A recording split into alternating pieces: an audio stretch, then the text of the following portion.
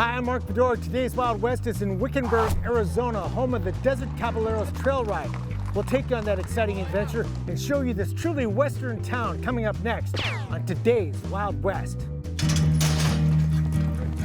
The Wild West. It's still out there.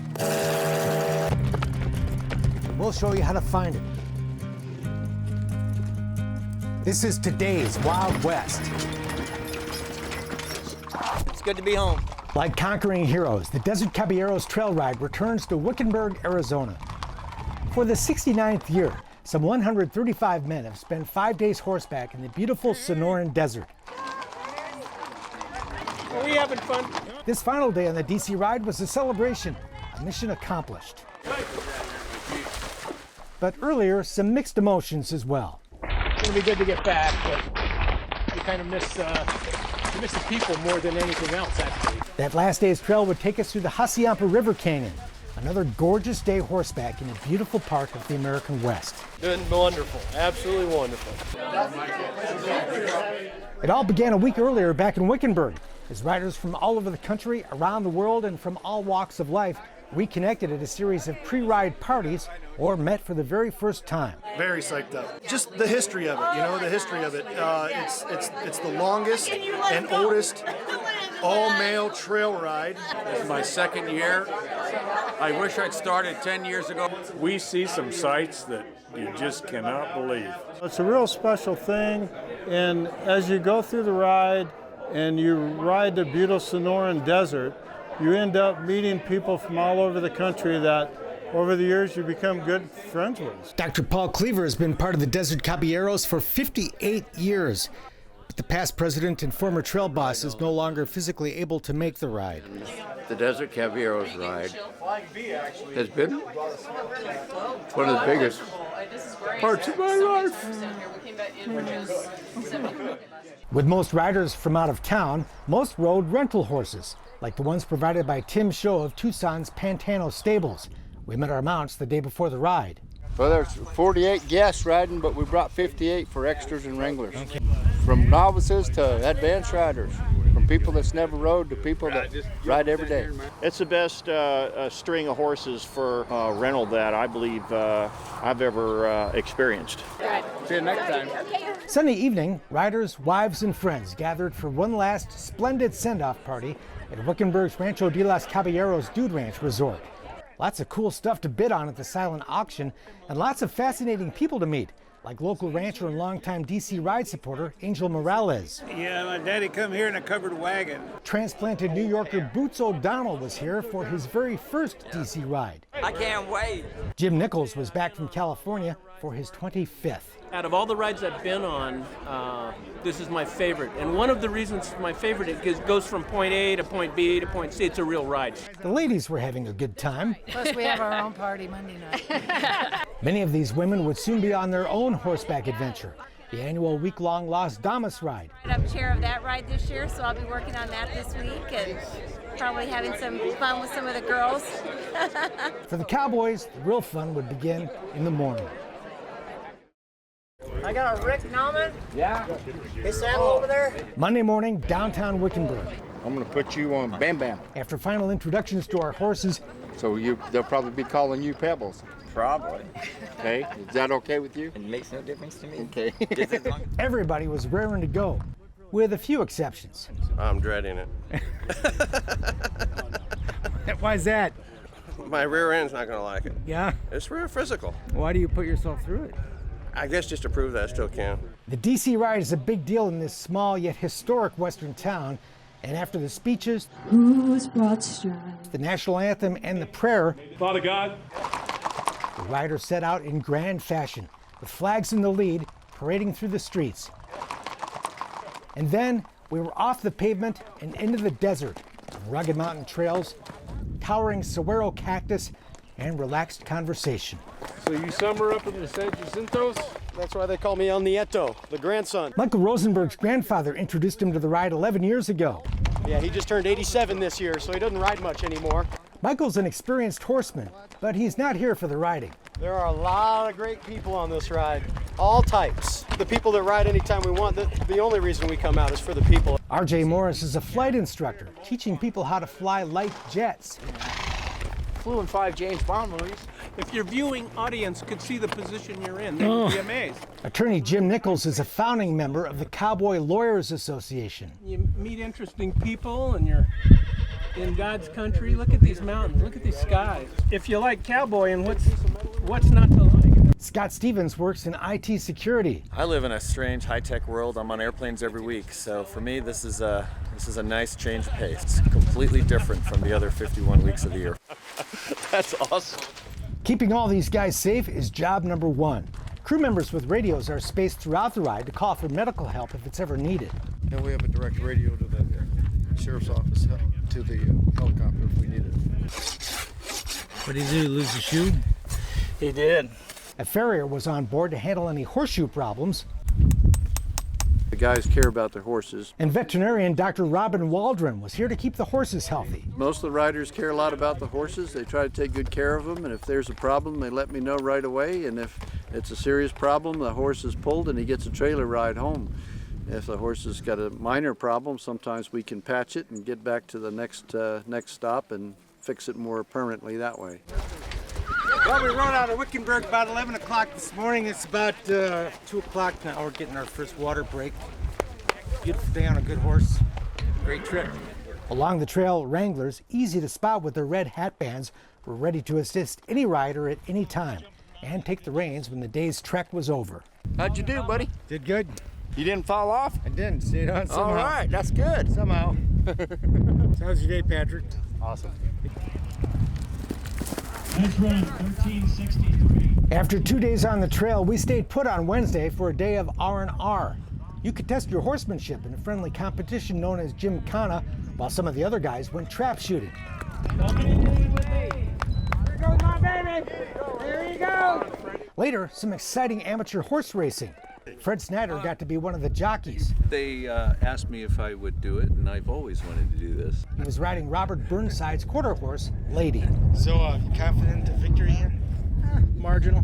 Marginal. We're gonna have fun. Yeah, that's right.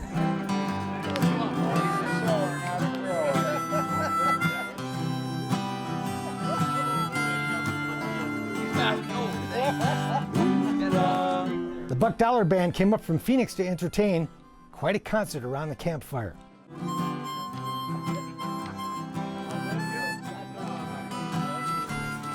While we relaxed, the wranglers were hard at work, taking good care of all the horses, setting up the huge picket lines, saddling, brushing, watering, and feeding. We've got a heck of a crew. You got a good crew. We got the picket lines up fast. Yeah, we probably got one of the better crews we've had for a long time. I mean, they're all good crews, but these guys are kind of exceptional. Houston's catering kept all the cowboys fed in grand fashion. They eat well, they eat often, and they eat a lot. Mickey Houston's menu included steak and shrimp, brownies, and ice cream. My grandpa, who's 93 years old, makes the gravy for me still. During the summer, Houston's mobile kitchens hit the road, feeding the crews that battle forest fires. He can feed 3 meals a day to 3,000 people a day. So taking care of the caballeros is almost like a paid vacation. They like us here and we like to be here. Then there's all the tents, tables, chairs, and porta potties to move from camp to camp, plus all the advance work to scout, ride, and clear the trails that goes on in the weeks and months before the ride. And it's a challenge. You know, we finish this week, you can go home and you realize you're doing something not everybody can do. So there's a lot of work goes into this before the actual ride. What a ride it is. Closer look at the trail just ahead. See you guys at camp tonight. It's 6:30 in the morning, and the DC Ride Advance Party heads out of camp. About half a dozen guys lead pack horses loaded down with cold drinks. They'll set up a midday refreshment stand along the trail. None of our models agree. But leading pack horses can be a challenge. The packs, the weight of the packs, compress the pad a little bit, so after you ride for a while, the cinches loosen up. Oh yeah, this is really loose. And sometimes the packs need adjusting. Good. This used to be a sheep camp in this area. There's lots of history on the trail and the old mining and wagon roads in the backcountry of the remote Arizona desert.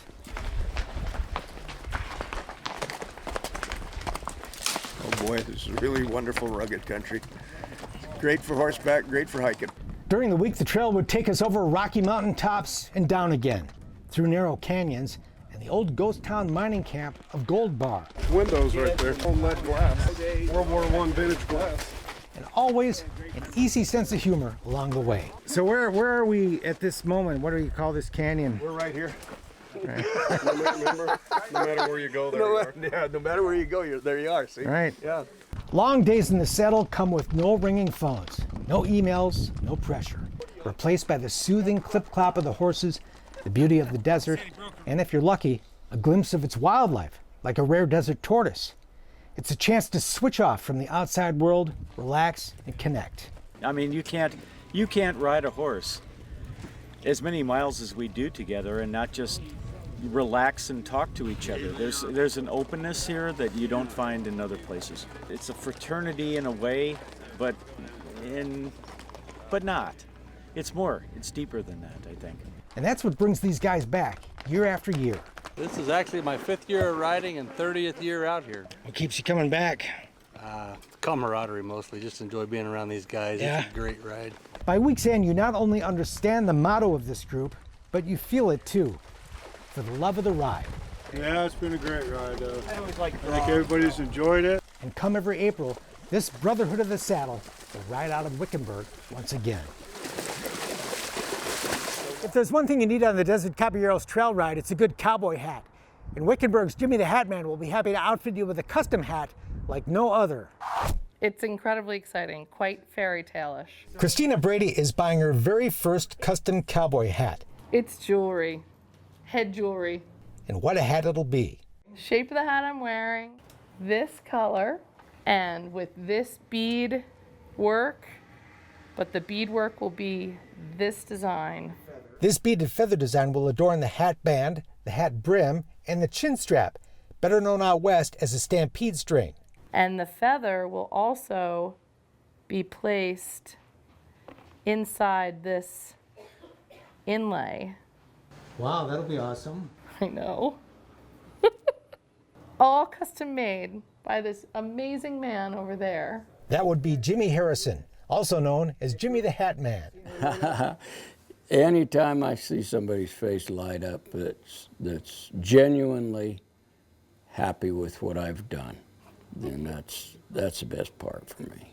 At Jimmy's Double H Hat Company in Wickenburg, Arizona, you'll see cowboy hats you've never imagined, with inlays of turquoise, silver sculptures, even an elk tooth. Of course, that all started 20-some years ago when I found a flaw in the crown of a hat, a tuft of hair that went all the way through that couldn't be sanded out. So I cut that out and inlaid a bone pin in there, and that's kind of where it all started. They aren't the kind of hats John Wayne would wear, but if you want one just like the Dukes, or Tom Selleck, or any Western star, Jimmy can do that too. Do a lot of duplications. They can send me photographs, they can send me pictures, they can tell me of a hat they saw in a movie. This is a hat very similar to the one Tom Selleck wore in the movie Quigley Down Under. This is a duplicate of the hat that Val Kilmer wore in the movie Tombstone.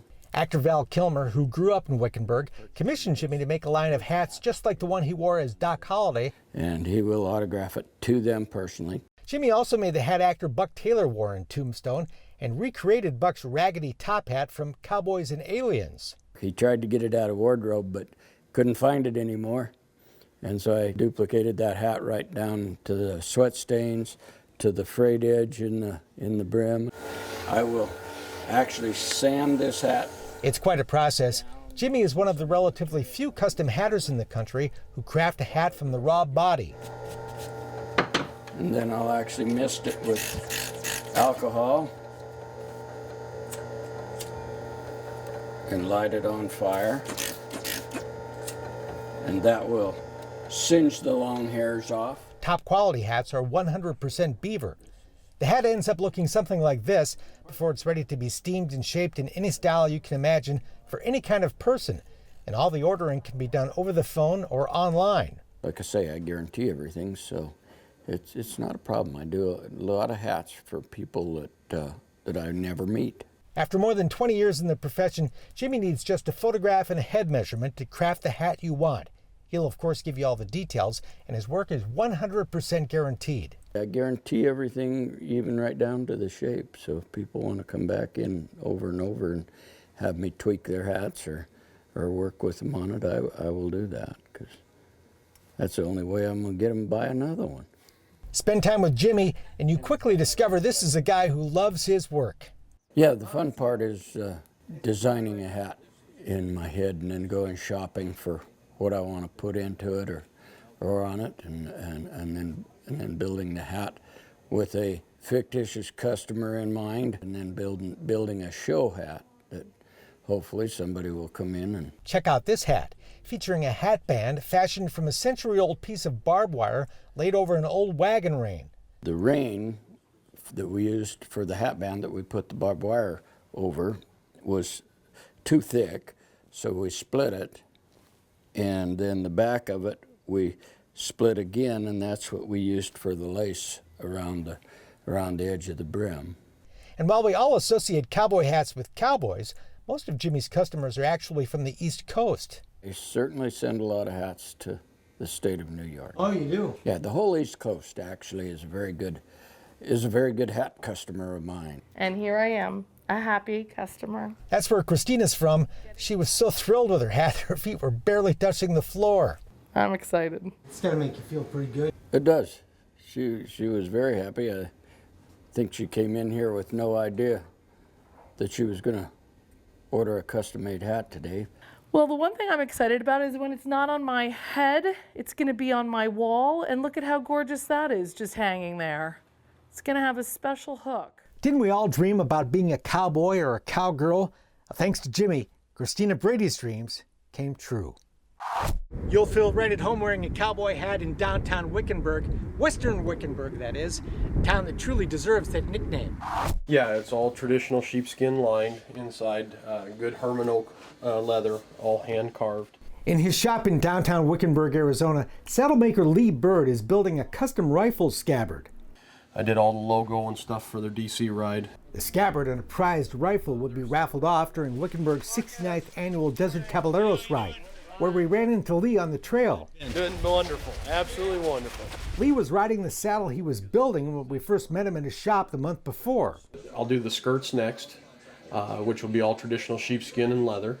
I'll put all the D-rings and necessary parts in it and have it mounted underneath. Then I'll go ahead and I'll do the back cantle, and then I'll go ahead and cut my seat and do my stirrups, all by hand and how I want it. Lee builds 2 or 3 saddles a year, but most of his work is in repairs, like replacing the worn-out sheepskin lining on the bottom of a saddle. This is an old one that I'll replace today. But this craftsman's display case shows the many other ways his talent is put to use. I make belts, I make wallets, I make purses, I make any kind of a computer tablet case. Working with leather is a family tradition. Lee's father taught him how to carve. He was taught by a saddle maker by the name of Speed Wilson, and I still use some of my dad's original tools that was given to him by him. But making a living at his passion is not easy. There's not a lot of profit in it. It's a labor of love, and I do love it very much. I enjoy the carving, I enjoy making things, and I enjoy fixing things. The Western lifestyle is in Lee's blood. His grandparents owned the Oak Creek Tavern in Sedona, Arizona, where 5 Western artists met back in 1965 and founded the now famous Cowboy Artists of America. Lee's grandmother snapped the photograph of the men that historic day. Those founders included Joe Beeler, who created this painting in Lee's shop commemorating the meeting, and Charlie Dye, whose custom chaps, built by Lee's father, also adorn the saddlemaker's wall. It's actually CD, Charlie Dye.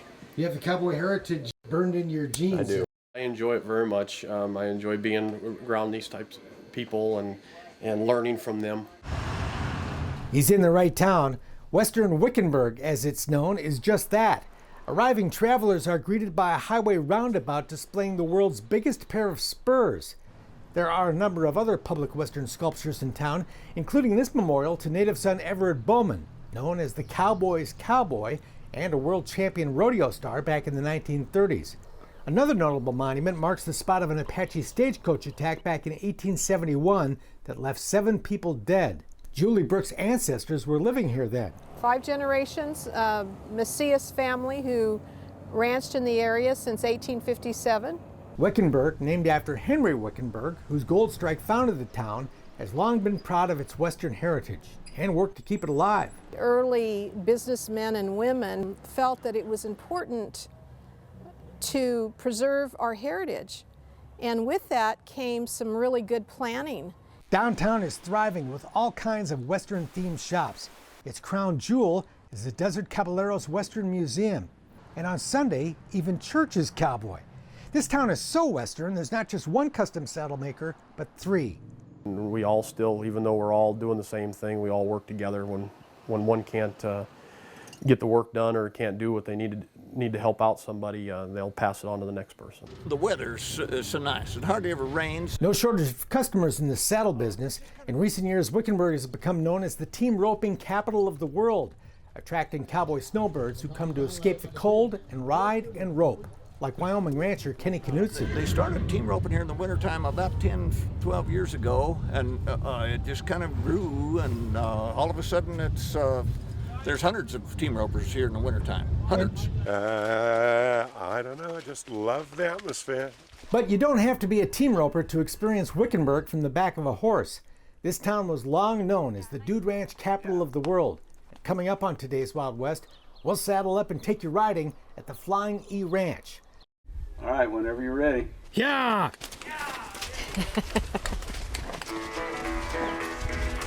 Team penning at Wickenburg, Arizona's Flying E Ranch. It's a pretty simple game. With some old cowboy tunes providing the theme music, you ride from one end of the big arena to the other, cut out 3 cows from the herd, and drive them back to a small pen. The fastest group wins. Nothing to it, right? Oh, okay. Yeah. Well, not quite. Hey! Come on now! It's a chance to discover your inner city slicker, especially for those who've never been here or never even been on a horse. Yeah, it's really fun. Kids never done it. I figure they'll like it. I never done it. I'm 46, so why not give it a try? It's, yeah, best place on earth. Yeah. Love it. Except for Ireland. Barry and Claire O'Shea have been coming for years. It's his 8th visit, her 9th. It's peaceful. It's beautiful. The people that work here and the food that they make, I think. And the simplicity of the holiday. I don't know, I just love the atmosphere. Claire's dad, Paul Byrne, started the family tradition 15 years ago. There's something about it, it's just so, you just relax when you get here, and the atmosphere is so conducive to just forgetting everything and enjoying the desert and enjoying the simple food, and it's always great company. We generally have such a fantastic time. Lots of humor, lots of laughter. It's all thanks to Vi and George Wellick. Back in April 1949, the California couple were flying their private plane to a ranch in Texas when Vi spotted what looked like a motel in the desert. After spending the night in Phoenix, they tossed a coin to decide whether to go on to Texas or check out that intriguing spot back in Wickenburg. They flipped the coin, it was tails. They came back, they fell in love with the ranch, and the rest was history. The Wellicks bought the Flying E in 1952 and ran the ranch for more than 50 years. Today, the Wellick Foundation operates the Flying E, a beautiful property with a vintage flavor where you can still see and feel the touch of George and Vi. And Vi, you know, she loved the West. She loved to ride horses. It's a little tiny swirl cactus. That's about the smallest one you'll see. Right there. But perhaps the couple's most enduring legacy is the unspoiled land of the Flying E. This is just amazing country. George and Vi put together 20,000 acres of magnificent Sonoran desert trails for guests to ride. And at its heart, the Flying E is a riding ranch. Aaron Adamson has been head wrangler here for more than 25 years. Every day's a little different out here. Every trail's a little different. This is fascinating country, and no better way to see it than on a good horse. We need all kinds of horses, more advanced rider type, little kids, horses. The Flying E also has great horses for those of us who do ride and isn't afraid to let you step on the gas. stuff. I don't know if you ever heard of something called chia. So great to be out here. So much beauty, so much to see, like this bizarre crested saguaro cactus. They say there's only a few hundred of them in the whole state of Arizona, so they're quite rare. Time on the trail is good for the soul, especially for those who need to decompress from a frazzled life back in the big city. Desert kind of mellows a person out. We get folks in the middle of New York City, and they're pretty wired, and after watching them after a couple of days, they kind of mellow out a little bit. If I get much more mellow, I just roll off my horse. But these trails can also have their share of adventure. Did you hear him? Yeah, he's right there. When a rattlesnake loudly warned us to keep away. Right there he is. Yep. The snake gave us plenty of warning, and we were never in any danger. But it was pretty cool to see. It's a true Western adventure when you see a rattlesnake, huh? Yes, it is. Just to be out here is an adventure. To see the giant saguaros, the magnificent views, learn about the natural world, and the history of this place. Easy to see why people like Deborah Park have been here 15 times. I do love it here. Yeah. So, it's like my favorite place. Yeah? But why is it your favorite place? Good horses, good food, good people. We know a lot of folks here. It's nice to walk in the door and everybody knows your name. Back at the ranch, it's fun just to hang out at the corral with the horses. The guy that we lease our horses from, he's just got a great eye for horses. You know, we get really, really good horses from him. Or spend time with farrier Cruz Ruiz as he changes the horseshoes. See how thin that is? Oh wow, wears it right down, huh? Yeah. So that's like clipping their fingernails, what you're doing. Yep, that's right. Yeah, they get long and then they get trippy, you know, they stumble with the rocks or something.